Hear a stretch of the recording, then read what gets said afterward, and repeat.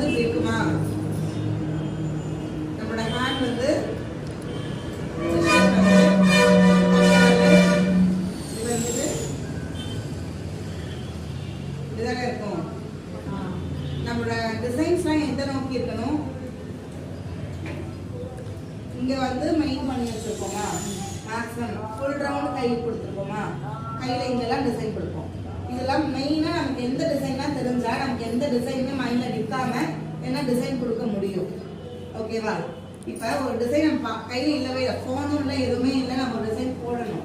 அப்ப நமக்கு என்னென்ன ஸ்டெப்ஸ் எல்லாம் தெரிஞ்சா நம்மளா ஒரு டிசைன்ஸ் மேக் பண்ணலாம். ஓகேவா? ஃபர்ஸ்ட் நமக்கு என்ன தெரிஞ்சுக்கணும்னா லைன்ஸ் போட தெரிஞ்சுக்கணும். ஸ்ட்ரைட்டா லைன் போட தெரிஞ்சுக்கணும் பொண்ணுல. நெக்ஸ்ட் அந்த லைனை ஷேட் பண்ண தெரிஞ்சுக்கணும். ரெண்டாவது லைன் போட்டு நல்லா டார்க் பண்ண தெரிஞ்சுக்கணும். ஓகேவா? ஸ்ட்ரைட் லைனு, அதுக்கப்புறம் வந்து திக் லைனு, அதுக்கப்புறம் இதுக்கு பேர் வந்து ஹம்ப்ஸ்.